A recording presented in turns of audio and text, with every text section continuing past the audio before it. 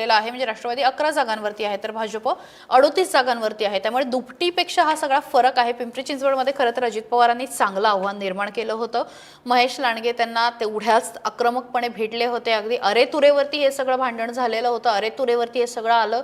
अजितदादांच्या मुलाला ओढण्यात आलं, त्यानंतर महेश लांडगेच्या भावाला ओढण्यात आलं। कार्तिक नाही तर ते आर्थिक भाऊ आहे अशा पद्धतीची टीका जी आहे ती सुद्धा समोर आली। मात्र आत्ताच्या घडीला पिंपरी चिंचवडमध्ये कुठेतरी कमळाकडे कल जाताना दिसून येतोय। लातूर मधली ब्रेकिंग न्यूज एक मी तुम्हाला सांगतो। लातूर महानगरपालिकेमध्ये पुन्हा काँग्रेसचा झेंडा फडकणार आहे। काँग्रेस तिथे चक्क 15 जागांवर काँग्रेस तिथे विजयी झालेला आहे आणि भाजप फक्त 6 जागांवर विजयी झालेला आहे। म्हणजे निकाल सुरू होताना 10, 10:30, 11 पर्यंत जे काही फिरत होते की भाजप तिथे काही जागांवर आघाडीवर आहे, मात्र आता निकाल जे आले ते मात्र त्याच्या विरुद्ध आले आहेत आणि अगदी 15 जागांवर काँग्रेस तिथे विजयी झालेला आहे। भाजपला फक्त 6 जागा घेता आल्या आहे। याचा अर्थ विलासराव देशमुख यांचा जो काही वारसा आहे तो अजून सुद्धा लातूरकरांच्या मनामध्ये जिवंत आहे। कारण की स्वतः रवींद्र चव्हाण भाजपचे प्रदेशाध्यक्ष जेव्हा तिथे गेले आणि ते म्हणाले की इथं आपल्याला एवढं काम करायचं आहे की विलासराव देशमुख यांच्या आठवणीच मिटून गेल्या पाहिजे। आता या वाक्याचा दुसरा काही अर्थ निघूही शकत नव्हता आणि त्या वाक्याची त्यांनी नंतर दिलगिरी व्यक्त केली। स्वतः मुख्यमंत्री देवेंद्र फडणवीस यांना चक्क लातूरमध्ये सभा घ्यायला जावं लागलं।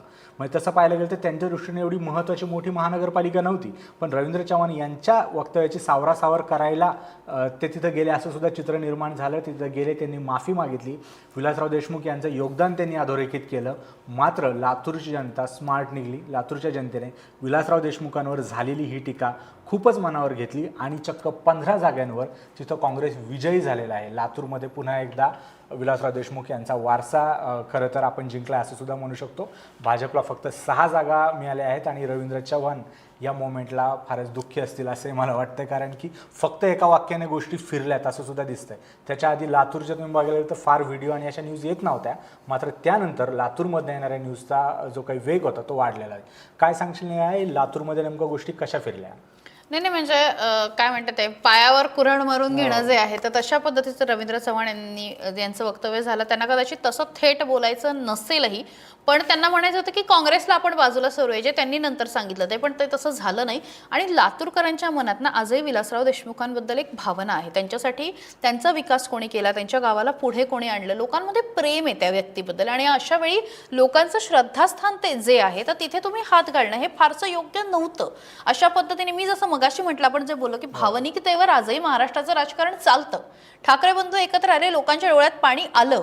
एखादी राजकीय व्यक्ती जेव्हा एक्सपायर होते तेव्हा लोकांना रडू येतं। जेव्हा एनसीपी स्प्लिट झाली, राष्ट्रवादी काँग्रेस फुटली किंवा अजित पवार विरुद्ध सुप्रिया सुळे असे जेव्हा समोरासमोर आले तेव्हा राष्ट्रवादीचे अनेक कार्यकर्ते आपण रडताना बघितले होते। तसंच विलासराव देशमुख यांना समोर जाऊन जेव्हा भाजपचे प्रदेशाध्यक्ष बोलतात तेव्हा लोकांनी स्पष्टपणे येऊन सांगितलं हे चुकीचं आहे, हे चालणार नाही। लातूरला त्यांनी पुढे नेलेलं आहे आणि त्याचा नाही म्हटलं तर एक मोठा तोटा, मोठा फटका जो आहे तो भाजपला बसला। तिथे फडणवीसांनी जाऊन सारवासारव केली, यानंतर भाजपच्या नेत्यांनी सुद्धा केली, पण जे व्हायचं ते होऊन गेलं। आणि जे म्हणतात की जो हौच म्हणजे बूंद से गई वो हौच से नहीं आती, तर तशा पद्धतीचं सगळं झालं। आणि दुर्दैवाने आत्ताच्या घडीला भाजपला लातूरमध्ये पराभवाच्या छायेमध्ये भाजप आहे आणि कुठेतरी काँग्रेसला एक निर्णायक आघाडी जी आहे तर ती मिळालेली आहे।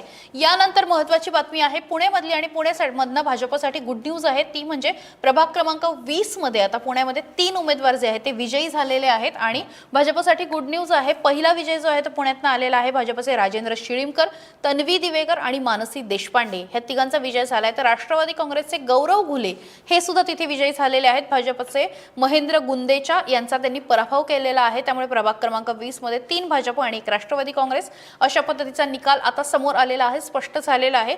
या उमेदवारांबद्दल पण सांगायला लागेल, राजेंद्र शिळीमकर हे भाजपचे जुने नगरसेवक आहेत। स्टँडिंग कमिटीवरती, स्थायी समितीवरती सुद्धा काम केलेलं आहे आणि महापौर पदाचे दावेदार म्हणून सुद्धा त्यांच्याकडे बघितलं जातं। जुने नगरसेवक म्हणून त्यांची ओळख आहे।